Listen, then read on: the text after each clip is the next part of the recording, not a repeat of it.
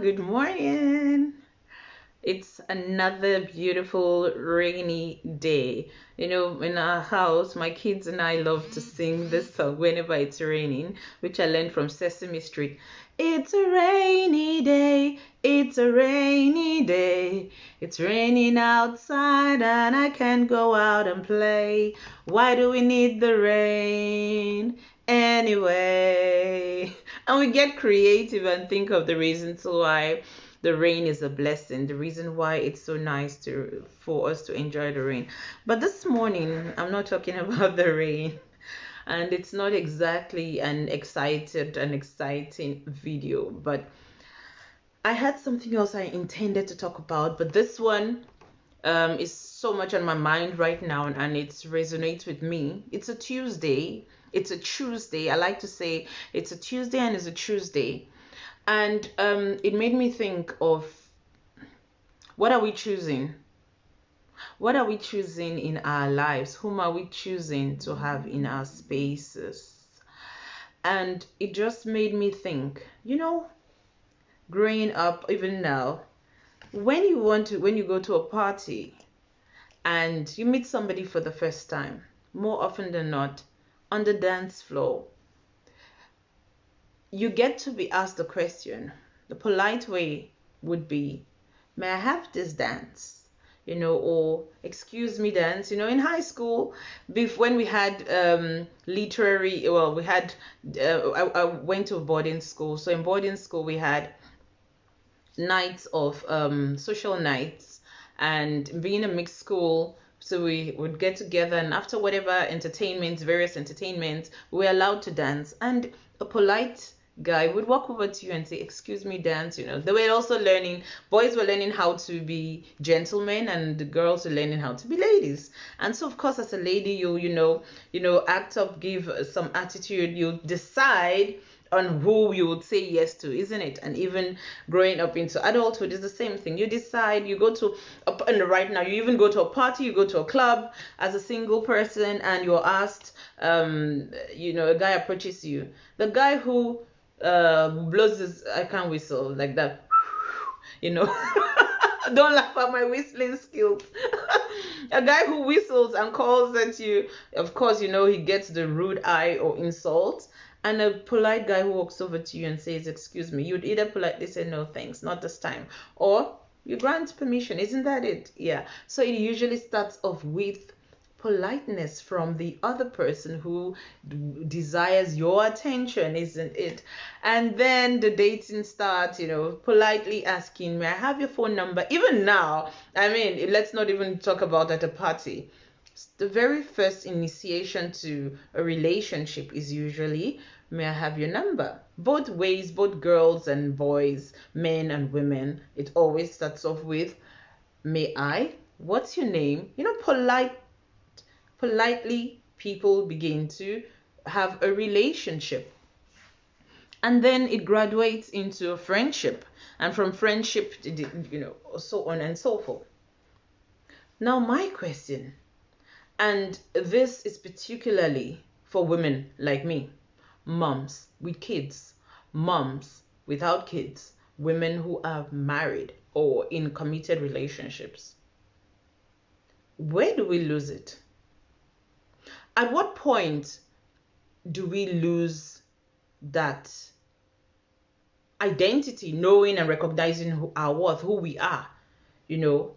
At what point do we let go, and now our lives become run by somebody else?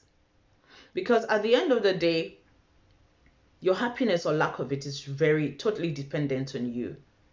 We start off with mutual understanding. In fact, especially with us, the African tradition, the men go through so much to be able to marry a woman.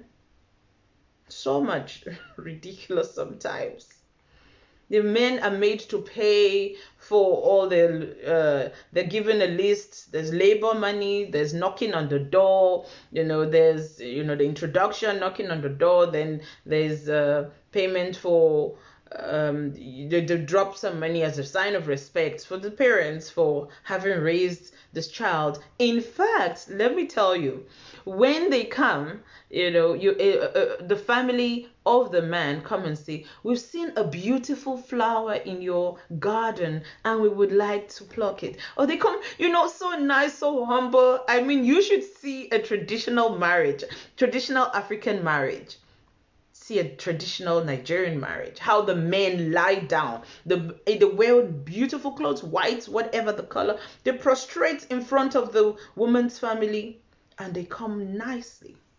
What happens afterwards? Where do the women lose it? That is my question this morning. Where do you lose it? And then it becomes a woman needing to ask permission to look good. You ask a woman why she's, oh no, she admires another woman's beautiful face, makeup or nails or clothes, and like, if I wear that, my husband will kill me. Why? Like, you hear all. I'm not judging. This is not me being judgmental now. I'm not at all judging, but I'm actually trying to say, at what point do we lose being who we are and becoming who the other person wants us to be? Remember that the reason why he or she approached you was because they saw something good in you. And then somehow we forget who we are, the beauty in us, the grace. We forget the homes we've come from. We forget the journey that took us to where we are, or to where we were when we were met. And then we become something else. And then you say, no, he has changed. Oh, no, she has changed. No, that was not the person I met. My question is, are you the person that he met? Are you still the person? Are you still the person who knew your rights, who knew your value, who knew what was okay for you to accept or not? At the point when you were employed, when your employer gave you the letter with a contract telling you this is your job description, this is what is expected of you, and you were shown a seat, you were politely guided to your space, at what point did you lose understanding your responsibility, your call to duty, to becoming the doormat where your boss now feels he or she has a right to call you stupid, foolish, idiot, yet they will not use such words on some other people at work? So my question is, where's your standard? And this is coming from a place of pain, of anger, because we see it every day. We see what people are going through. We see what women are going through in their homes, at their places of work, in all areas of life. And we're expected to keep our heads and our calmness and be everything, yet a lot of people are dying internally. On last Friday, and what I'm saying now comes from the homely at Mass, Father Stephen Tully, you are amazing. At Mass, Father expounded on a particular scripture that sometimes I struggle to understand, and it was about the shrewd servant whose boss laid him off and said, okay, give account of your stewardship. And he went around telling all the clients, the customers of his boss, saying, look, how much do you owe him? 150? Okay, no, right, 80. How much do you owe him? 200? Oh, no, right, 200, in the hope that he'll be able to get a job elsewhere, to find favor with other people. And the boss praised him for his smartness, for his astuteness, maybe. But he still fired him. He was let go. And that's what is called tough love. Sometimes recognizing, yeah, you're good at this, you're good at that, but for the sake of this major thing that it's not right, our values are not, in sync, we need to deal with that. And he showed him tough love. And I wrote this. If you have a person who is in your life who has a bad habit or addiction, and you don't set boundaries, you become an enabler. That's Father Stephen's quote. You become an enabler. And that just struck a chord with me. Absolutely right. We at every point need to raise our standard. So if you do not set boundaries as to what's okay, who's okay to be within your space, if you don't set boundaries, you enable the abuse, you enable the disrespect, you enable that person to continue in that attitude or that behavior that is degrading to you, brings embarrassment to you or to your family or to whatever. So you need to, at every point in time, set boundaries. And remember, I said in all relationships, a few years ago, I had a friend who abused our relationship. I love her to bits. But she had a knack of having expectations that whenever she called, I had to be available, day or night, whenever. And for her, it was a mutual thing. She also felt that, look, she was at my beck and call at any point in time. But we're both at two different spaces and places in our lives. I'm a young mom. Okay, yeah, young mom of 3 kids, all under 10. With my husband as part of my, what I might call my first my first primary assignment, my first big baby, my first. And she's a lot more freer. She's got adult kids. Adults. None of them is really a kid. And so she couldn't understand why when she phoned me, I wouldn't have returned her call within an hour or 30 minutes. When she sent me a message, I wouldn't have. And, whenever I got to do it, I got, barrage of, yeah, that's how you are. And this final time, she phones me. I'm not able to respond during the day. She phones me on a Sunday morning when I had gone for mass. And I wasn't able to respond to her.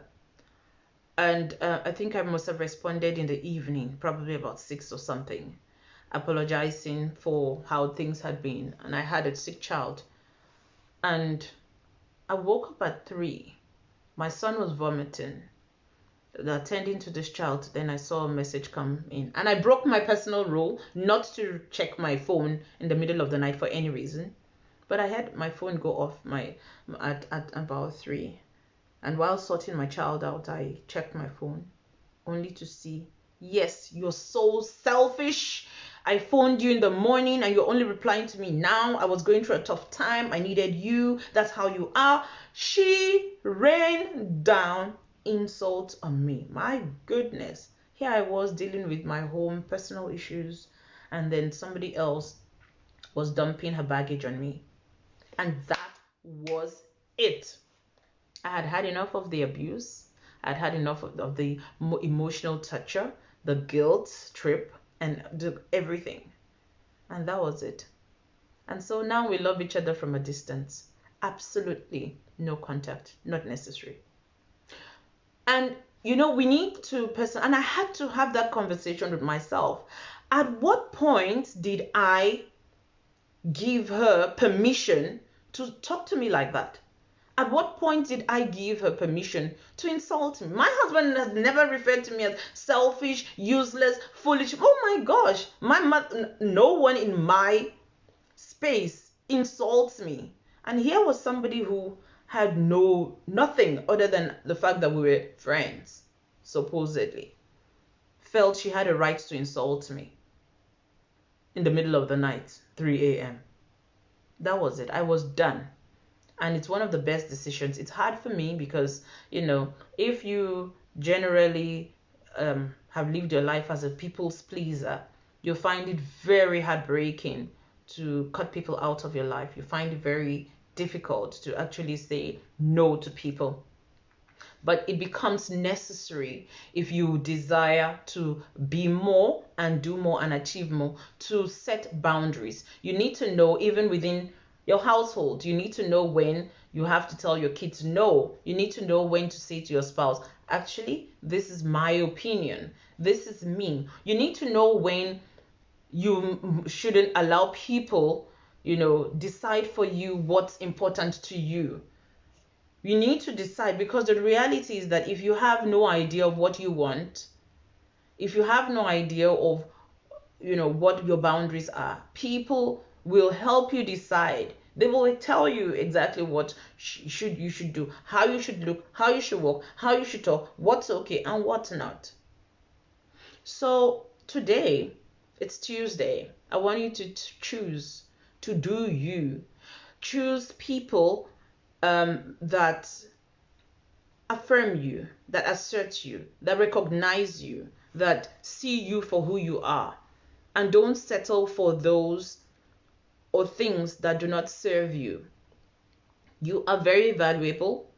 And like I said at the beginning, when he comes bearing flowers, roses, all nice and sweet, making you feel all goody inside, giddy inside and feeling really great. 1 year, 2 years, 3 years, 10, 20, 15 years down the line, you feel rubbish, you feel fat or thin, you feel useless, worthless, whatever. But you know deep down within you, that's not who you are.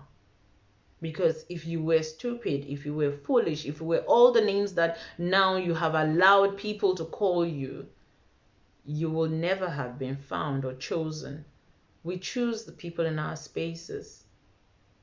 So we can also choose to kick people out of our spaces. So don't settle for less. Don't settle for what doesn't serve you. You need to set boundaries. And sometimes you might have taken so much that, you get to a point where you're like, okay, I've already blown the time, the chance, the opportunity to set the boundaries. The boundaries have been broken, Retrace your steps. Don't be too proud to retrace your steps and get it right. How much nonsense do we accept from those we love in the name of not wanting to hurt them? You need to sometimes hurt them. Tough love that's why it's called tough, but it's still love. Because at the end of the day, we need to sometimes take a step back, tell ourselves the truth, acknowledge the truth, and then let other people know the truth, so that you don't have to go through life taking other people's crap. They bring in crap, they throw out their crap themselves. Don't be that person who settles for anything less than what you deserve. Tough love will make the abuser change or not. That's the truth, according to Father Stephen, and I believe it too. Tough love will either make the abuser change or not. And you need to accept that yourself and realize that, okay, I'm about to define my territory. I'm about to define my boundaries. It's already been broken. I've done this. Okay, so fine. Now I'm getting back in line and I need to do what's best for me, what's best at this point in time for everybody. Or, to help that person to stop being an abuser or to stop being a bully or whatever. You need to address it, because if you keep pleasing the person, you don't serve anybody really. Your silence serves no one. But you need to also tell yourself the truth. It's going to go one way or the other. It's either going to blow up seriously and the person, has a meltdown and goes gaga and, gets extreme. Be ready for that consequence. Or it's going to be, at the end of the day, the person realizes what he or she is doing wrong and retraces his or her steps and does what is right, and goes for what is right. In either case, be ready for it and know that there is no situation that the truth doesn't prevail or doesn't help you. Okay, I hope I've been able to add value to you this morning. Yeah, this wasn't what I intended to talk about, but I had to, because I think many of us are going through the most this year. Many people have been going through a lot, and I think we do need to tell ourselves the truth. We sometimes need to do this, set boundaries for ourselves and kick out anything that doesn't serve you, be it with your your partner, your spouse, your boss, your kids, your colleagues, your friends, whoever is within your space. You need to sometimes exercise tough love. Enjoy the rest of your day. Bye. Cheers. Hi, Bisola. Thank you so much for joining me live. Cheers, dear. Bye.